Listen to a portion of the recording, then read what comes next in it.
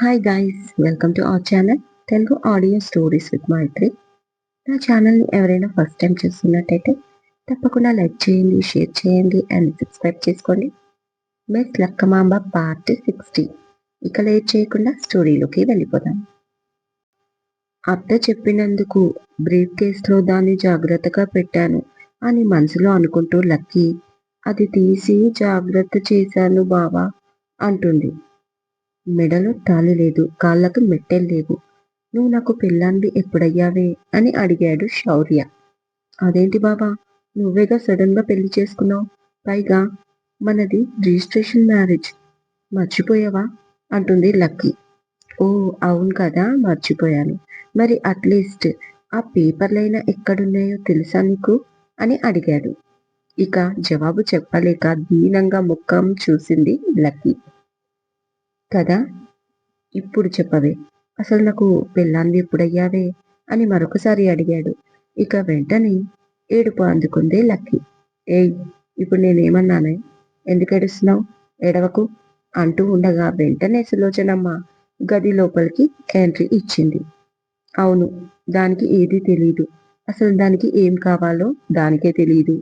ఎలాగో దాన్ని పెళ్లి చేసుకున్నావు కదా, ఇప్పుడు అర్ధాంతరంగా దాన్ని వదిలేసావా, నువ్వు దాన్ని వదిలేస్తే అది బతుకుతుందా అని అడిగింది కోపంగా సులోచనమ్మ. అమ్మమ్మ, ఏమైంది నీకు, ఒకేసారి నా పైన దండయాత్రకు వచ్చావు అని ఆశ్చర్యంగా అడిగాడు శౌర్య. మామూలుగా శౌర్యాన్ని ఎప్పుడు ఒక మాట అన్నది సులోచనమ్మ. అలాంటిది ఈరోజు కోపంగా మాట్లాడడంతో షాక్ అయిపోయాడు శౌర్య. మరి లేకపోతే ఏంటి, ఆ పిల్ల ఎవరు, ఇంట్లో ఎందుకు పెట్టుకున్నావు, పైగా ఎర్రగా బుర్రగా బాగుంది కదా అని నువ్వు దానికి పడిపోతే రేపు దీనికి అన్యాయం చేస్తావేమో అని మా భయం. అందుకే నేనే దానికి ఈ మాటలన్నీ చెప్పి నీ దగ్గరికి పంపించాను. నువ్వు ఏడవకే, ఏడుపు ముఖమా అంటుంది లక్కీని సులోచనమ్మ. ఓకే, ఇదంతా నీ ట్రైనింగేనా, అదే కదా, ఎప్పుడు వెలగని బలుపు ఇలా సడన్ గా ఎందుకు వెలిగిందా అనుకున్నాను అంటాడు కాఫీ తాగుతూ శౌర్య. ఈసారి దీనంగా సులోచనమ్మ వైపు చూసింది లక్కీ. అది కాదు నాన్న, అది తిక్కల్ది ఒప్పుకుంటాను, కానీ నువ్వంటే దానికి ప్రాణం, అది నువ్వు అర్థం చేసుకుంటే చాలు అంటుంది సులోచనమ్మ బతిమాలుపు ధోరణిలో. సరే సరే, దాని గురించి ఇప్పుడు ఎందుకు, ఏ రాక్షసి, ముందు నువ్వు వెళ్ళి బుక్కుతి అన్నాడు కోపంగా శౌర్య. అంతే, ఇక భయంతో లక్కీ పారిపోయింది ఆ రూమ్ నుంచి. మొత్తానికి ఇప్పుడు ఏమంటావు అని అడిగింది సులోచనమ్మ. అమ్మమ్మ, ఆ అమ్మాయి ఇంట్లో ఉన్నంత మాత్రాన నేను నా లిమిట్స్ క్రాస్ చేస్తానా, నా మీద అంతేనా మీకు నమ్మకం అని అడిగాడు శౌర్య.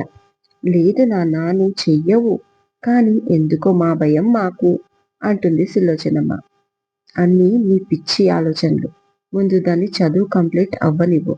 బలవంతంగా పెళ్ళైతే చేసుకున్నాను, కానీ దాని మనసులో నా స్థానం ఏంటో నాకు తెలీదు. చిన్నప్పటి నుంచి ఇష్టపడుతున్నాను, ప్రేమిస్తున్నాను, కానీ దానికి కూడా నేనంటే ఇష్టం, ప్రేమ ఉండాలి కదా. అది కాక ఆ పెళ్లి జరిగినప్పుడు అమ్మ మా ముందు లేదు. అది పెళ్లి అవ్వచ్చు, కానీ నా మనస్సాక్షికి మాత్రం అది పెళ్లి అనట్లేదు. అలా అని లక్కీని నా భార్య కాదు అని అర్థం కాదు. కాకపోతే నా హ్యాపీనెస్ ఎప్పుడు అంటే అమ్మ ముందు దాని మెడలో తాళి కట్టినప్పుడు. నీకు అర్థమవుతుందా అని అడిగాడు శౌర్య. దాంతో నవ్వుతూ సులోచనమ్మ, మీ అమ్మకు నువ్వంటే ప్రాణం నాన్న అంటుంది సులోచనమ్మ. మరి నాకు మాత్రం అమ్మ తప్ప ఇంకెవరున్నారు, కోర్స్ మీరందరూ ఉన్నారనుకో అని చెంపలాగి దగ్గరికి తీసుకున్నాడు సులోచనమ్మని శౌర్య. కాకపోతే అమ్మ ముందు తాళి కట్టలేదు కదా, అమ్మకి నా పెళ్లి చూడాలనే కోరిక ఉండే ఉంటుంది, అలాగే మామయ్యకి కూడా ఉండి ఉంటుంది కదా. లక్కీ ఆయనకి ఒక్కగానొక్క కూతురు కాబట్టి మామయ్య కన్విన్స్ అయ్యాకే దాని మెడలో మరొకసారి తాళి కట్టి మా కాపురం మొదలు పెట్టాం. అప్పటి వరకు దాన్ని రెచ్చగొట్టకు. నేను దాన్ని తప్ప ఇంకొకరిని నా భార్యగా యాక్సెప్ట్ చెయ్యను. అదంటే నాకు ప్రాణం, అర్థమైందా అన్నాడు శౌర్య. అంతే, ఇక సంతోషంతో మెటుకలు విరిచి ఆ మాట అన్నావు, అదే 10,000. ఇక ఒక్క నమ్మకం చాలు నాన్న, నువ్వు సంతోషంగా ఉండాలి, నీతో పాటు లక్కీ కూడా. అంటూ మురిపంగా ముద్దు పెట్టుకుంది మనవణ్ణి సులోచనమ్మ. ఇంకో విషయం, దానికి ఇప్పుడే నేను నీతో అన్న మాటలన్నీ చెప్పకు. ముందు చదువు మీద దృష్టి పెట్టమను. మళ్ళీ నా మనసులో ఇలాంటి ఆలోచనలు ఉన్నాయి అంటే అది చదువు పక్కన పెట్టి ఏడుస్తూ కూర్చుంటుంది. ఇక్కడే ఉండిపోతా అని. నేనంటే భయం కూడా పోతుంది. అర్థమైందా? అన్నాడు శౌర్య. అలాగలాగే, నేనెందుకు చెప్తాను అంటుంది సులోచనమ్మ. ఈ అమ్మాయి కూడా కొద్ది రోజుల్లో వెళ్ళిపోతుంది. ఏదో హెల్త్ బాలేదు కదా! అందుకే ఇక్కడ ఉంది. ఎంతైనా నాన్నగారి ఫ్రెండ్ కదా రామకృష్ణ అంకుల్. ఆ రెస్పెక్ట్‌తో నేను, అమ్మ ఆ అమ్మాయి ఇక్కడ ఉండడానికి ఒప్పుకున్నాం. లేకపోతే మనకేంటి అవసరం? అదీ కాక ఆ అమ్మాయి చాలా ఇన్నోసెంట్. పిచ్చిగా నేనంటే ఇష్టపడుతుంది. కానీ నాకు తనంటే అలాంటి అభిప్రాయం ఉందో లేదో తను తెలుసుకోలేకపోతుంది. తను పుట్టి పెరిగిన వాతావరణం అలాంటిది. పైగా తన వయసు కూడా అలాంటిదే.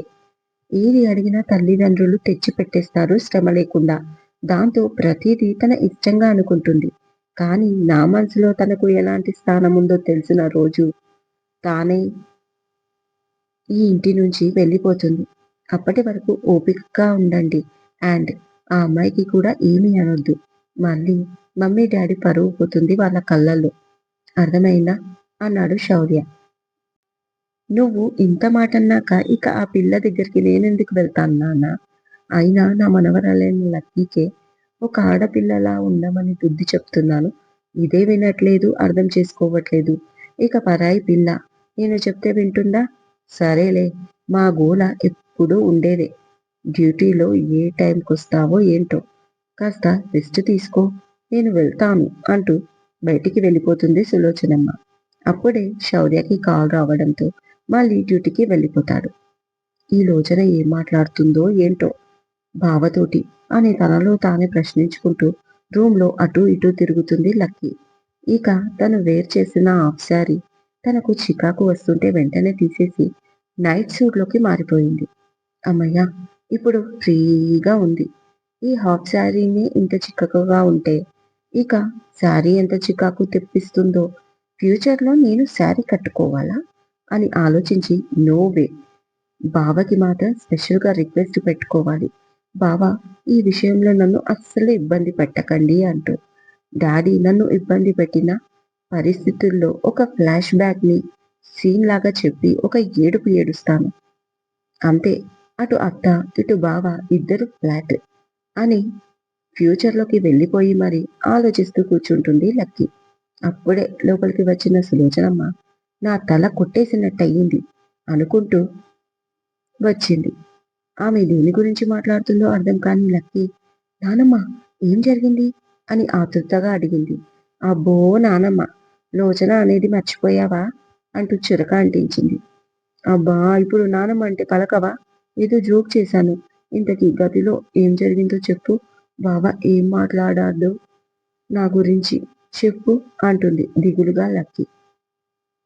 చాలా గొప్పగా మాట్లాడాడు నీ గురించి అని. ఛీ! నా మనవడు ఎన్ని మాటలన్నాడో తెలుసా? కానీ వాడన్నది కూడా నిజమే కదా! నువ్వు ఆడపిల్లవేనా? అంది సులోచనమ్మ. నేను ఆడపిల్లను కాదు అంటున్నాడా? బావ ఎందుకలా అంటున్నాడు? అంటూ ఎదురుగా ఉన్న మిర్రర్‌లో చూసుకుంది. తనని కింది నుంచి మీది దాకా లక్కీ. వాడనేది ఈ విషయంలో కాదు అని చేయి పెట్టి కింది నుంచి మీ దాకా చూపించి, ఇక్కడ, ఇక్కడ నీకు బుర్ర లేదనేది కదా! అందుకే నువ్వు ఆడపిల్లవి కాదు అంటున్నాడు అంటూ తన తలపై కొట్టి ఆమె సొంత ఆలోచనని లక్కీ పైన అప్లై చేస్తుంది సులోచనమ్మ. ఏదైనా ఉంటే క్లియర్‌గా చెప్పు. తెలుగు సీరియల్ హీరోయిన్‌లా గంటలు గంటలు ఎపిసోడ్‌లు లాగి సస్పెన్స్‌తో చంపకు అంటుంది లక్కీ కోపంగా. ఇదే ఈ కోపమే తగ్గించుకొని కాస్త ఆడపిల్లలా ఉండమని అడుగుతున్నాడు. ఈ రోజైనా ఆడపిల్లలా తొందరగా లేచిందా? అని నన్నడుగుతున్నాడే. పోనీ ఇంట్లో ఏ పనైనా చేసిందా? కనీసం దేవుడికి పూజ చేసిందా? అసలు పూజ గది ఎక్కడుందో దానికి తెలుసా? అని అడిగాడు. నాకు ఏం చెప్పాలో అర్థం కాలేదు. అంటే ఇదివరకు ఊర్లో చేసేది నాన్న అన్నాను అక్కడికి. దానికి మామయ్యకు భయపడి చేసిందేమో. కానీ ఇక్కడికి వచ్చి తను నాకంటే ఎక్కువ అమ్మతోటి సేవలు చేయించుకుంటుంది. దీన్ని నా పెళ్ళాంలా ఒప్పుకుంటే ఇక ఎప్పటికీ మా అమ్మ వంటగదిలోనే ఉండిపోవాలి దీనికి సేవలు చేస్తూ అంటుంది సులోచనమ్మ తన సొంత ఆలోచనతో. అంతే, ఏడుపు ముఖం పెట్టేసింది లక్కీ. ఏం చెప్పాలో తెలియక. అప్పుడే పుష్ప, లక్కీ నీకు ఇష్టమైన షేమియా కుర్మా చేసి తీసుకొచ్చాను. టేస్ట్ ఎలా ఉందో చూడు. నువ్వు తింటావా? నన్ను తినిపించమంటావా? అని అడిగింది ప్రేమగా లక్కీని. డ్రై ఫ్రూట్స్ నెయ్యి బాగా వేసావా? ఏడుపు వేస్తూ కంటిన్యూ చేస్తూనే డౌట్ఫుల్గా అడిగింది లక్కీ. వెంటనే వాడన్నది నిజమే అంటూ ఉడుక్కుంటుంది సులోచనమ్మ లక్కీని చూస్తూ. వెంటనే ఏడుపందుకుంది లక్కీ. ఏమైందమ్మా, ఎప్పుడు దాన్ని ఏడిపిస్తావు అంటుంది పుష్ప. అది కాదే పుష్ప అంటూ గదిలో జరిగిందంతా చెప్తుంది సులోచనమ్మ. ఇప్పుడు ఏంటి, అది పూజలు పునస్కారాలు చేయకపోతే ఆడపిల్లలా కనిపించట్లేదా? నేను మాట్లాడతా వాడితో అంటుంది పుష్ప. అత్త ప్లీజ్ చెడగొట్టకే అంటూ బతిమాలుతుంది పక్క నుంచి లక్కీ. అవును పుష్ప, అయినా ఇది ఇప్పటికే చాలా చాలా చెడిపోయింది అంటుంది సులోచనమ్మ కోపంగా. అంతే, లక్కీ కూడా కోపంగా చూస్తుంది ఆమెని. లక్కీ చూపులు పట్టించుకోకుండా లక్కీ శౌర్య విషయంలో లక్కీకి ఉన్న భయం పుష్పకి పూర్తిగా వివరిస్తుంది సులోచన. అన్ని విషయాలు తెలుసుకున్న పుష్ప, సర్లే ఇప్పుడేంటి, వాడికి ఇది ఆడపిల్లలా కనిపించాలి అంతే కదా. లక్కీ పొద్దున్నే లేచి కాస్త పూజ చేసుకో. అలాగే వాడున్న టైంలో నేను ఏదైనా పనిలో ఉంటా, వాడికి కనిపించేలా సహాయం చేస్తూ ఉండు. అంతే, వాడి డౌట్స్ అన్ని క్లియర్ అయిపోతాయి అంటుంది పుష్ప. అలాగే అత్త, టుమారో ఎర్లీ మార్నింగ్ 3:30కి లేచి పూజ చేసి గంట ఎంత గట్టిగా కొడతానంటే దెబ్బకి బావ నిద్ర అంతా పాడవ్వాలి కాశీగా అనుకుంటుంది లక్కీ. ఈ శాడిజమే వద్దు. అయినా నువ్వు గంట కొడితే వాడెందుకు లేస్తాడు, వాడుండేది పై ఫ్లోర్లో అంటుంది పుష్ప. కదా, మరి ఇప్పుడు ఎలా? నేను పూజ చేసినట్లు బావకి ఎలా తెలియాలి? ముఖం చిన్న చేసుకుని అడుగుతుంది లక్కీ. నేను చెప్తాను కదా అంటూ పుష్ప ఏదో చెప్పింది లక్కీ చెవిలో. అది వినగానే హ్యాపీ అయిపోతుంది. థ్యాంక్ యూ అత్త అంటూ హ్యాపీగా హగ్ చేసుకొని తను తెచ్చిన సేమియా కుర్మా మొత్తం తినేస్తుంది. తనకొచ్చిన ఆనందానికి ప్లేటు స్పూన్ కూడా తింటుందేమో నమిలే సత్తా ఉంటే అనిపించింది సులోచనమ్మకి. చూద్దాం నెక్స్ట్ డే ఏం జరుగుతుందో. Next day early morning 6 gate open చేసుకుని లోపలికి వస్తాడు శౌర్య తన వాకింగ్ కంప్లీట్ చేసుకొని. శౌర్యాని చూడగానే లక్కీ రెచ్చిపోయి చేతిలో ఒక ప్లేటు ఒక చేతిలో గంట పట్టుకుని గార్డెన్లో గట్టిగా గంట కొడుతూ ఉంటుంది లక్కీ. తను చూస్తాడో లేదో అనుకుంటూ తులసమ్మ వారిపై ఏదో పాట కూడా పాడుతుంది. ఆ గంట సౌండ్కి లక్కీ పాటకి విచిత్రంగా చూస్తూ ఏం చేస్తున్నావు లక్కీ అంటూ వచ్చాడు శౌర్య. అయినా ఆపకుండా గంట కొడుతూనే ఏదో చెప్తుంది కానీ వినిపించట్లేదు. ఎహే, గంట ఆపి చెప్పు అన్నాడు గట్టిగా శౌర్య. బావా, నేను డైలీ మార్నింగ్ లేచి తులసమ్మ వారికి పూజ చేస్తాను. బై ఛాన్స్ ఎప్పుడైనా ఒకరోజు పూజ చేయకపోతే నాకు అసలు నిద్ర పట్టదు నైట్కి అంటూ తెగ ఓవర్ యాక్షన్ చేస్తూ చెప్తుంది లక్కీ.